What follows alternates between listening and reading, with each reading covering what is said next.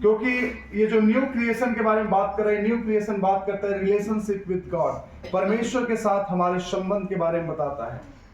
अगर आप newly created हुए हो, अगर आप अपने आप को न्यू क्रिएशन समझते हो, नई सृष्टि समझते हो, तो आपके रिलेशनशिप परमेश्वर के साथ मजबूती से बढ़ जाएगा। हालेलुया। आपका रिलेशनशिप परमेश्वर के साथ मजबूती से बंधेगा, और वही है न्यू क्रिएशन। न्यू क्रिएशन का मतलब है अगर आप अभी तक परमेश्वर के साथ आपका संबंध, आपका रिलेशन प्रभु के साथ नहीं है, तो अभी भी आप न्यू क्रिएशन नहीं हो। एक व्यक्ति जब मर जाता है तो उसको कुछ बोलोगे, कुछ फर्क पड़ेगा? मरा हुआ व्यक्ति को आप गाली दोगे तो कुछ फर्क पड़ेगा उससे? उसको गाली दो, उसको मारो, उसका बुराई करो, उसको जो भी बोलो, कोई फर्क नहीं पड़ता। पौलुस कहता है मैं मसीह में मर गया। हालेलुया।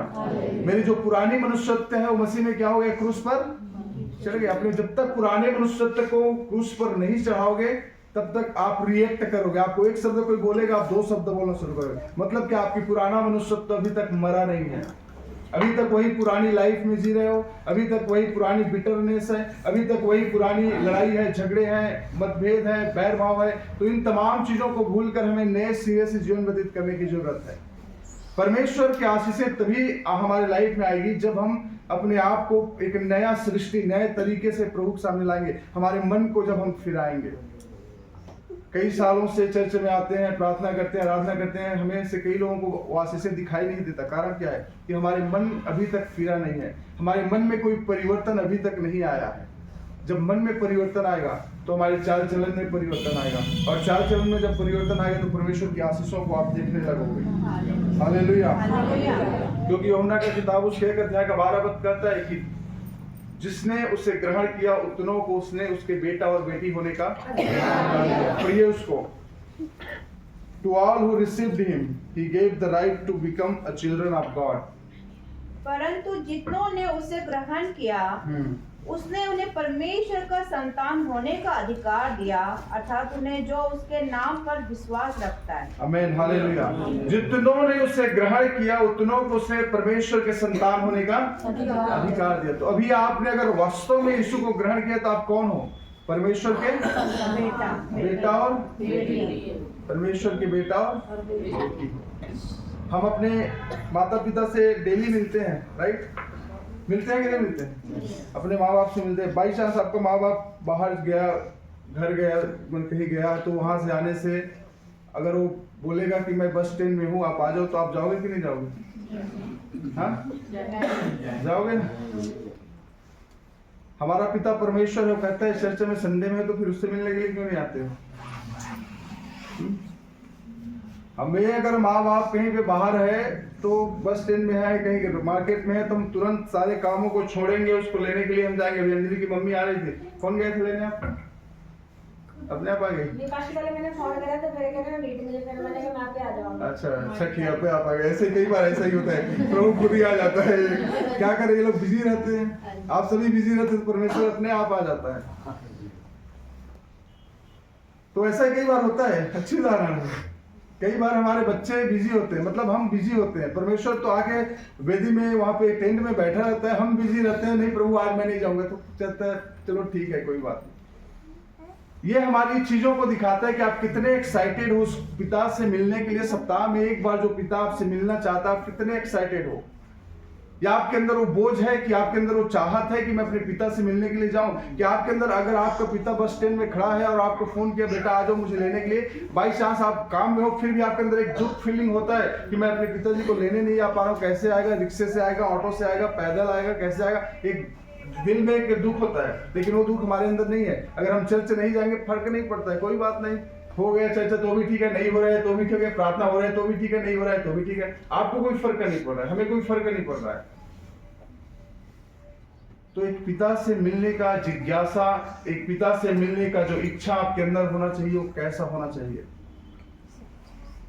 परमेश्वर के हम बेटा और बेटी हैं, और वो खुदा चाहता है हमसे सप्ताह में एक बार उसके भवन में आकर मिलने के लिए। परमेश्वर हमसे डेली बातें करना चाहता है, हमें से कितने लोग डेली प्रार्थना करते हैं। हम सप्ताह में एक बार एक सामूहिक तरीके से परमेश्वर हमसे मिलना चाहता है। हालेलुया। कई बार होता है ना, परिवार में जब सारे रिश्तेदार एक साथ होते हैं तो वहां पे मिलकर जाने में ज्यादा खुशी होता है। आज पिछले बार जब संतोष सिस्टर कहीं जा रही थी तो उसके सारे रिश्तेदार इकट्ठे थे, तो उसने कहा कि मुझे जाना पड़ेगा क्योंकि सारे रिश्तेदार बहुत समय के बाद इकट्ठे हो रहे हैं। तो ऐसे सिंगल जाके मिल के आने में उतना आनंद नहीं है। जब सारे रिश्तेदार इकट्ठे हो वहां पे जाओगे तो उसका आनंद अलग होता है। ठीक वैसे ही आप डेली प्रार्थना करते हो, प्रभु से बातें करते हो, अपने घर में प्रार्थना करते हो, अच्छी बात है। लेकिन जो संडे की प्रार्थना, यहाँ सभी लोग मिलकर प्रभु से मिलते हैं, तो इसमें जो आनंद होता है वो उन पर्टिकुलर अकेले मिलने के आनंद से अलग है। समझ में आ रहा है कि नहीं आ रहा है?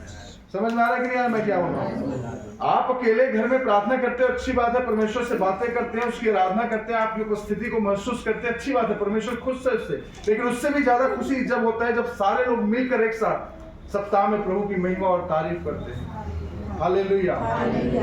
तो ये हमारे खुशी को डबल करता है, और उस डबल खुशी को करने में आप सबका हाथ अगर आप नहीं आते तो समझो उस खुशी में आप अपना हाथ बाहर खींच रहे हो, आप दुखी कर रहे हो बाकी लोगों को। आपके एक आदमी की वजह से बाकी लोग दुखी हो रहा है। वो चाह रहा था कि जा रही थी मैथ्यू को लेकर जाने के लिए, क्योंकि मैथ्यू दुबई से आया और दुबई से आने के बाद ये रिश्तेदारों से नहीं मिला, तो चाहती थी इसको ले जाने के लिए। इन्होंने मना किया क्योंकि यहाँ पे प्रेयर था। हालेलुया। मुझे नहीं लगता अगर आप में से कोई और होता तो रुकते ऐसे। 3 साल के बाद आया है, सारे रिश्तेदार इकट्ठे हैं, सभी लोग इसको मिलने के लिए इकट्ठे हैं क्योंकि इसको देखा नहीं। लेकिन इसने मना कर दिया अपनी माँ को, इसने कहा आप अकेले जाओ। अकेले गई थी क्योंकि एक कमिटमेंट है प्रभु के प्रति, एक समर्पण है प्रभु के प्रति, एक डेडिकेशन है परमेश्वर की सेवकाई के प्रति। मैं चाहता हूँ हर व्यक्ति के अंदर में ऐसा ही समर्पण हो, सिर्फ जवानों में नहीं, सभी बहनों में, सभी भाइयों में कमिटमेंट होना चाहिए। हम क्या चीज छोड़ सकते हैं प्रभु के लिए? क्या इसके दिल में कुछ नहीं रहा होगा अपने परिवारों से मिलने के लिए? लेकिन इसने कहा प्रभु को मैं पहला महत्व देता हूँ, मेरे यहाँ होना इम्पोर्टेंट है। और यह सच में इम्पोर्टेंट है क्योंकि कल की आराधना का भी लीडिंग इसी ने किया और आज का आराधना का भी इसी ने किया। परमेश्वर के लिए जो आपने बलिदान किया, परमेश्वर ने आपको आदर दिया क्योंकि वो अपॉर्चुनिटी खुदा ने आपको दिया, क्योंकि जिसके लिए आपने छोड़ा था। Hallelujah, hallelujah. तो जब आप परमेश्वर के लिए सरेंडर करोगे, सेक्रीफाइस करोगे, तो परमेश्वर आपको पीछे नहीं बल्कि ऊपर उठाएगा। हालेलुया। हम पीछे तभी रहते हैं जब हमारे अंदर अवेलेबिलिटी नहीं है, हम अवेलेबल नहीं है प्रभु के लिए।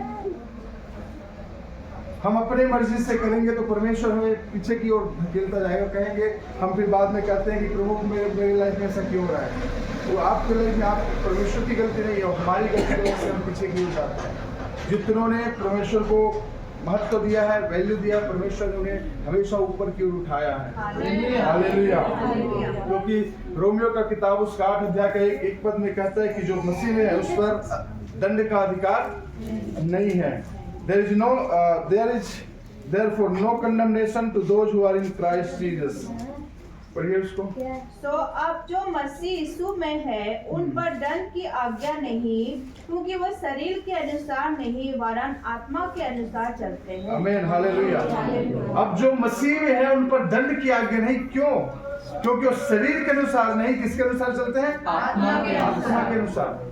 अगर शरीर के अनुसार चलता तो इसको जाना था वहां पे, लेकिन इसने कहा आत्मा की सुना। आत्मा ने कहा नहीं, आपको नहीं जाना है क्योंकि आपकी जरूरत है यहाँ, क्योंकि आज कल के 31st नाइट को आराधना करने वाले कोई नहीं आने वाले हैं, 1 तारीख को आराधना करने वाले कोई नहीं आने वाले हैं। इसलिए इसको परमेश्वर ने इसको रोक के रखा, क्योंकि पवित्र आत्मा को पता था कि जो यहाँ के आराधक हैं वो 31st नाइट को नहीं आने वाले हैं, यहाँ के जो आराधक हैं वो 1 तारीख को नहीं आने वाले हैं। इसलिए परमेश्वर ने इसको रोक के रखा था। हालेलुया। समझ में आ रहा है?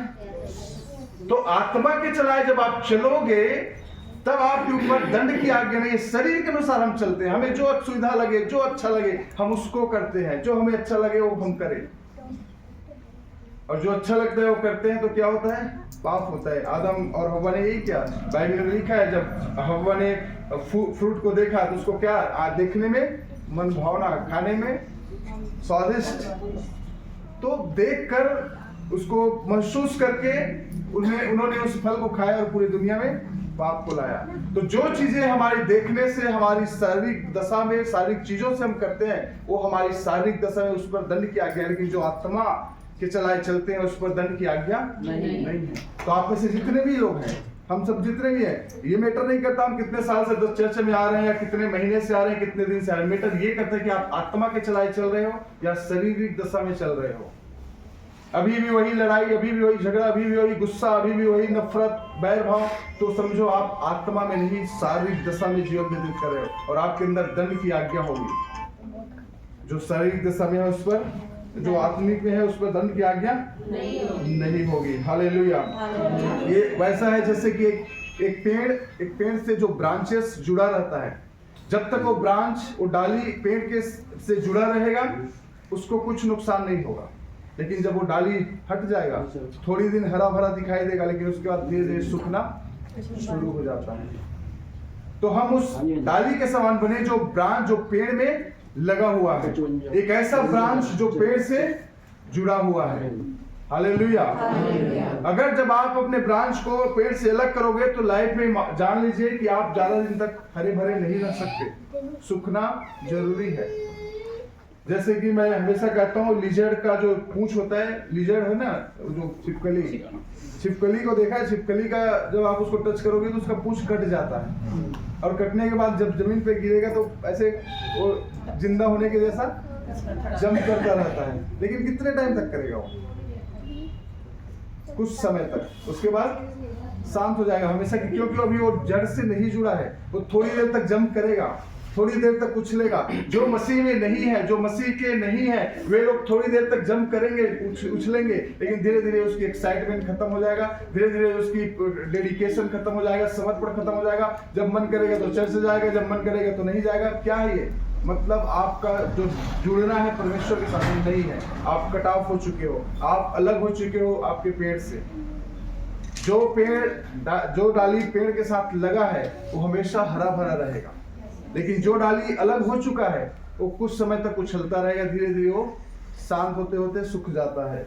तो हमें उस डाली के समान बनना है जो परमेश्वर से जुड़ा हुआ है। लाइफ में दुख आएंगी, तकलीफें आएंगी, मुसीबतें आएंगी, विपरीत परिस्थितियों का सामना भी करना पड़ेगा, लेकिन आप सूखेंगे नहीं।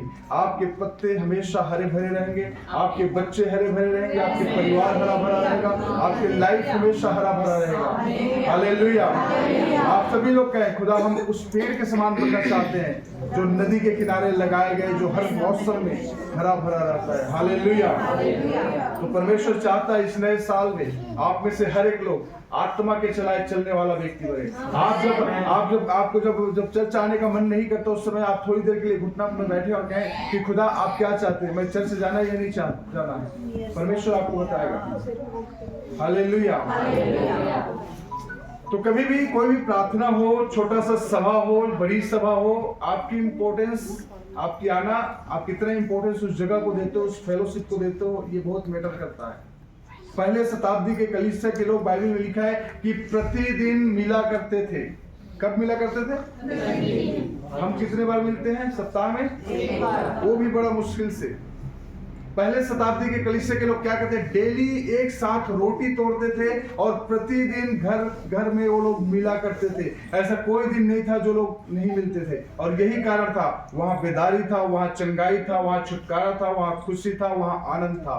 आज हमारे पास क्यों नहीं है वो खुशी, क्यों नहीं है वो आनंद, क्यों है हमारे पास लड़ाई झगड़ा और मतभेद, क्यों है हमारे पास? क्योंकि हम डेली नहीं मिल पा रहे हैं। सप्ताह में एक बार मिलते हो भी बड़ा मुश्किल से। आप सोचो, एक संडे अगर आप मिस करते हो तो समझो 15 डेज आप परमेश्वर से दूर हो जाते हो। Church is a fuel station. मैंने पहले बताया था ना, चर्च क्या है? Fuel station. जो गाड़ी में हम पेट्रोल डालते हैं ना, अगर आप गाड़ी चला रहे हो, अगर पेट्रोल ना डालो तो कितने दिन तक चलेगा? जब तक आपकी गाड़ी में पेट्रोल है तब तक चलेगा, बाकी बंद हो जाएगा। तो समझो सप्ताह, जब हमारा पेट्रोल खत्म होता है गाड़ी का, तो हम कहाँ जाते हैं? पेट्रोल पंप में जाते हैं। कहाँ जाते नहीं पता? पेट्रोल पंप में जाते हैं। अगर आप पेट्रोल पंप ना जाओ तो क्या आप गाड़ी चला पाओगे? नहीं। तो आपका भी पेट्रोल ऐसा ही है। सप्ताह भर आप जो चलाते हो अपने शरीर को, इसके साथ उसके साथ, यहाँ वहाँ 10 जगह घूमते हो, तो आपका सारा पेट्रोल खत्म हो जाता है। संडे एक जगह है जहाँ के अपने आप को फिर से रिचार्ज करने का, और आपने संडे रिचार्ज नहीं किया तो नेक्स्ट वीक कैसे आप चलोगे? तो नेक्स्ट वीक आपका वर्स्ट होने जा रहा है। अगर एक वीक में आपने मिस कर दिया तो अगला वीक आपको, तो क्योंकि आपके अंदर तो आत्मिकता खत्म हो चुका है, तो अगला जो वीक होगा वो पाप से भरा होगा, दुख से भरा होगा, बीमारी से भरा होगा, समस्या से भरा होगा। इसलिए अगर गाड़ी को पेट्रोल ना दिया जाए, गाड़ी में इंजन ऑयल ना डाला जाए, तो क्या होगा? एक समय आएगा इंजन सीज हो जाएगा, गाड़ी चलने के लायक नहीं होगा, चाहे वो साल भर का है चाहे 2 साल पुराना हो। अगर उसका देख के ब्रेक ना करो तो क्या हो जाएगा? सीज हो जाएगा। समझ में आ रहा है? आपके लाइफ और मेरे लाइफ में भी ऐसा है, अगर हम हर संडे चर्च में आकर अपने आप को हम फ्यूल ना करें, अपने आप को हम एनर्जी न डालेंगे, तो हम अगले नेक्स्ट सप्ताह के लिए हमारा लाइफ खाली रहेगा। और वो समय होगा हम दुखों से घिरे रहेंगे, बीमारियों से, तकलीफों से और समस्याओं से। तो अगर आप इस नए साल में चाहते हो कि हर एक दिन आपका आशीषित हो, हर एक पल आपका आशीषित हो, हर एक वीक आपका आशीषित हो, जहां भी सुनो प्रार्थना आपके अंदर एक जिज्ञासा होना चाहिए, एक जोश होना चाहिए। खुदा मुझे जाना है, कोई आए या ना आए, पड़ोसी आ रहा है या नहीं आ रहा है, वो आ रही है कि नहीं आ रही, मुझे जाना है उस प्रार्थना में। That should be a personal dedication. हमारा व्यक्तिगत समर्पण होना चाहिए कि मुझे जाना है, मुझे मतलब नहीं कौन आ रहा है या नहीं आ रहा है, मुझे जाना है। That's God wants. Hallelujah, hallelujah, hallelujah. परमेश्वर का ये वचन पढ़ेंगे यहेजकेल का किताब, उसका 36 का 26, जहाँ पे कहते हैं I will give you a new heart and put a new spirit with in you. मैं तुमको नया मन दूंगा और तुम्हारे भीतर नई आत्मा उत्पन्न करूंगा। आमीन, हालेलुया। मैं तुम्हें नया मन दूंगा और तुम्हारे भीतर नई आत्मा इस नए साल में। अब तक हमने जो कुछ भी गलतियां की है, मिस्टेक्स की है, जो कुछ भी हमसे भूल चूक हुआ है, परमेश्वर कहता है कि इस साल में, इस नए साल में मैं तुम्हें नया मन दूंगा और नया हार्ट दूंगा, हृदय दूंगा। हालेलुया। आप कहें खुदा से, खुदा इस नए साल में एक नए मन के साथ, नए हृदय के साथ मुझे आगे ले चल, ताकि मेरा हृदय शुद्ध होने पाए, मेरा मन शुद्ध होने पाए, मेरा जीवन पवित्र होने पाए। इस पवित्रताई के साथ, ईमानदारी के साथ और विश्वास योग्यता के साथ पूरे साल को मैं व्यतीत करने वाला हो सकूं। परमेश्वर हमारी विश्वास योग्यता की ओर देखता है। आप कितने विश्वास योग्य हैं प्रभु के प्रति। तो परमेश्वर से कहें, परमेश्वर मुझे नया मन दे। परमेश्वर जब आपको नया मन देगा तो आपका लाइफ परिवर्तन हो जाएगा, नया हृदय देगा, आप परमेश्वर की उपस्थिति को महसूस कर पाओगे। Hallelujah, hallelujah, hallelujah. गलातियन उसका 2:20 कहता है I no longer live but Christ lives in me. पढ़ो गलातियन 2:20, गलतियों का किताब 2:20। मैं मसीह के साथ क्रूस पर चढ़ाया गया हूँ। अब मैं जीवित न रहा पर मसीह मुझ में जीवित है। आमीन, हालेलुया। मैं मसीह के साथ क्रूस पर चढ़ाया गया, अब मैं जीवित नहीं रहा बल्कि मसीह मुझ में जीवित है। तो आप जो भी कुछ काम करते हो तो आप सोचो कि आप हो या मसीह अभी आपके अंदर है। आप हमेशा, परमेश्वर हमारा जो शरीर है हमारी आत्मा के विरुद्ध में फाइट करता है। बाइबल में लिखा है हमारा शरीर और हमारा आत्मा का क्या होता है? आपका आत्मा कहता है प्रार्थना करो, लेकिन शरीर कहता है नहीं, थक गए हैं, नींद आ रहा है, उबासी आ रहा है। तो ये क्या है? दोनों एक दूसरे के साथ फाइट कर रहे हैं।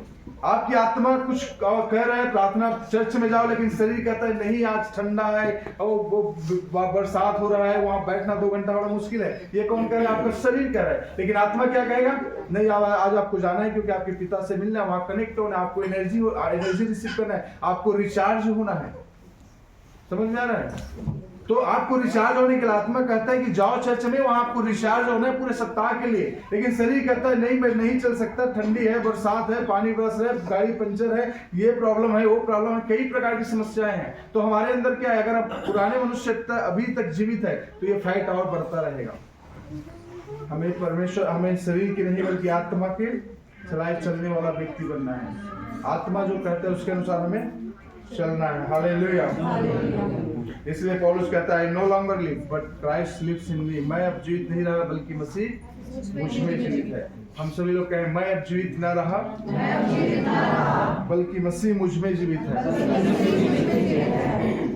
सिर्फ हमारे शब्दों में नहीं होना चाहिए बल्कि हमारे इस चीजों को महसूस करो कि मैं अब जीवित ना रहा। आप सोचो अगर आपको कोई उल्टा बोल दे तो आप उसका रिएक्शन कैसे करोगे? मसीह होता तो क्या करता? मसीह को लोगों ने क्या कहा? ये शैतान का बच्चा है, इसके अंदर दुष्टात्मा भरा हुआ है, ये तो ये है, कितने बुरी बुरी बातें उसके बारे में लोगों ने कहा। लेकिन क्या यीशु ने किसी को उल्टा सीधा बोला? सुनता रहा, वो अपना काम करता रहा। आप अपना काम करते रहो, परमेश्वर का अनुग्रह आप पर होगा और आप ऐसे काम कर जाओगे जितने आपकी बुराई करेंगे वही एक दिन आपकी प्रशंसा करने लगेंगे। जितने आपको नुकसान पहुंचाना चाहते हैं वही एक दिन आपके लिए मदद के लिए आएंगे कि मेरा मदद करेगा। हालेलुया। क्योंकि मसीह के लाइफ में यही हुआ, जितने लोगों ने उसके लिए बुरा सोचा, जितनों ने उसको गाली दिया, जितनों ने उसका बुराई किया, एक समय आएगा कि उद्धार के लिए पूरी दुनिया उसके पास आने लगा। परमेश्वर ने उसको सभी नामों से ऊंचा नाम दे दिया। आपके लाइफ में, आपके परिवार में, आपके समाज में, आपके जगह में अगर आपको लोग बुरा बोलते हैं, आपके परिवार में बुरा बोलते हैं, आपके समाज में बुरा बोलते हैं, आपकी जगह में बुरा बोलते हैं, आप प्रभु में विश्वास योग्य बने रहो। परमेश्वर आपको इतना ऊंचा उठाएगा कि जितने आपके विरुद्ध में है वो सब आपके सपोर्ट में आकर खड़ा हो जाएंगे। Hallelujah, hallelujah. क्योंकि परमेश्वर हमें नीचा दिखाने के लिए नहीं, नीचा करने के लिए नहीं, बल्कि ऊंचा करने के लिए। हमेशा याद रखें, परमेश्वर हमें गड्ढे से उठाकर चट्टान पर खड़ा करने वाला है। इसलिए दाऊद भजन संहिता में कहता है कि परमेश्वर में कौन था, एक भेड़ चलाने वाले व्यक्ति को जंगल से उठाकर आपने राजमहल का राजा बना दिया। इसलिए दाऊद कभी भी नहीं बोलता परमेश्वर तेरी उपस्थिति से भागकर मैं कहाँ जाऊं, मुझे तेरी उपस्थिति में रहना। आप कहाँ भागोगे परमेश्वर की उपस्थिति से? आप चर्च नहीं आओगे, क्या आपको लगता है आप परमेश्वर की उपस्थिति से भाग जाओगे? नहीं।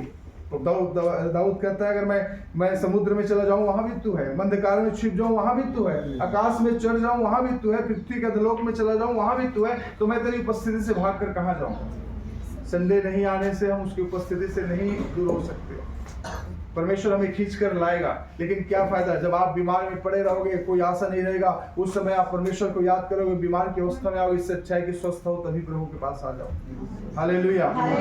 परमेश्वर हम सबको स्वस्थ के समय, अच्छे समय में परमेश्वर हमें बुलाता है, लेकिन हम परमेश्वर का टेस्ट लेते रहते हैं। जब तक हम बीमार नहीं पड़ेंगे, जब तक मैं गरीब ना हो जाऊं, जब तक मेरे बड़े विपत्ति मेरे जीवन में न आ जाए, तब तक मैं चर्च नहीं जाऊंगा। ये हम चाहते हैं। जब विपत्ति आता है तभी चर्च जाते हैं, बीमार होते हैं तभी चर्च जाते हैं, कुछ नुकसान हो गया तभी चर्च जाते हैं। ये हम चाहते हैं। परमेश्वर क्या चाहता है? जब स्वस्थ हो, जब सब कुछ अच्छा चल रहा है, परमेश्वर को वैल्यू देना शुरू करो, तो कभी भी ये विपरीत परिस्थितियां लाइफ में नहीं आएगी। Hallelujah, hallelujah. एक दो वचन पढ़ूंगा, मैं समाप्त करूंगा, मैं टाइम होने वाला है। तो जो बातें हैं, भजन यशायाह 43:18 कहता है, पिछले बार भी मैंने बताया था, do not remember the former things. पुरानी बातों को याद न रखें। इस नए साल में जब हमने प्रवेश किया है, तो इन तमाम बातों को आप समझें कि जो भी आज अब तक हो चुका है, उन तमाम बातों को भूलें और नए बातों की ओर अपनी लाइफ को लगाएं। अब बीती हुई घटनाओं का स्मरण मत करो। आमीन। अब बीती हुई घटनाओं का स्मरण मत करो। ना प्राचीन काल की बातों पर मन लगाओ। ना प्राचीन काल की बातों पर मन लगाओ। देखो मैं एक नई बात करता हूँ। देखो मैं एक नई बात करता हूँ। वह अभी प्रकट होगी। वह अभी प्रकट होगी। क्या तुम उससे अनजान रहोगे? क्या तुम उससे अनजान रहोगे? मैं जंगल में एक मार्ग बनाऊंगा। जंगल में एक मार्ग बनाऊंगा। और निर्जल देश में नदियां बहाऊंगा। और निर्जल देश में नदियां बहाऊंगा। हालेलुया। परमेश्वर हमें सभी को ये चाहता है, पुरानी बातों को याद न रखें, प्राचीन काल की बातों पर मन न लगाएं।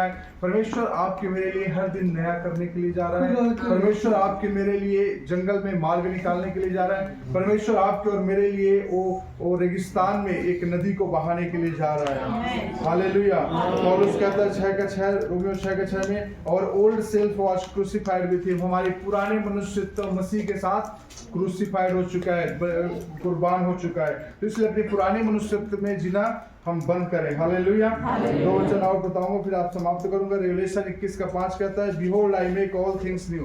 परमेश्वर कहता है कि देखो मैंने सब कुछ नया कर दिया। पढ़िए उसको, प्रकाशित वाक्य 21:5। और जो सिंहासन पर बैठा है, जो सिंहासन पर बैठा है, उसने कहा कि देख मैं सब कुछ नया कर देता हूँ। मैं सब कुछ नया कर देता हूँ। उसने कहा कि लिख ले, क्योंकि ये वरन विश्वास के योग्य और सत्य है। विश्वास योग्य और सत्य। जो सिंहासन पर बैठा है उसने क्या कहा? देखो मैं सब कुछ नया कर दूंगा। अब परमेश्वर आपके लाइफ में सब कुछ नया करने के लिए जा रहा है। ये नए साल में आपके लाइफ में सब कुछ नया होने के लिए जा रहा है। आपका परिस्थितियां बदलने के लिए जा रही हैं। आपके हालात को खुदा बदलने के लिए जा रहा है। आपके सिचुएशंस बदलेंगे, हालात बदलेंगे, क्योंकि विश्वास करें, क्योंकि जो कहने वाला है वो है जो सिंहासन पर बैठा है। हालेलुया। हम सभी लोग अपने स्थानों में खड़ा हो जाएंगे। जो वचन हमने पढ़ा सुना है उसके अनुसार मन लगाएं। जो सिंहासन पर बैठा है वो कहता है देखो मैं सब कुछ नया कर दूंगा। हालेलुया। Thank you Jesus. अपने लाइफ को डेडिकेट करें।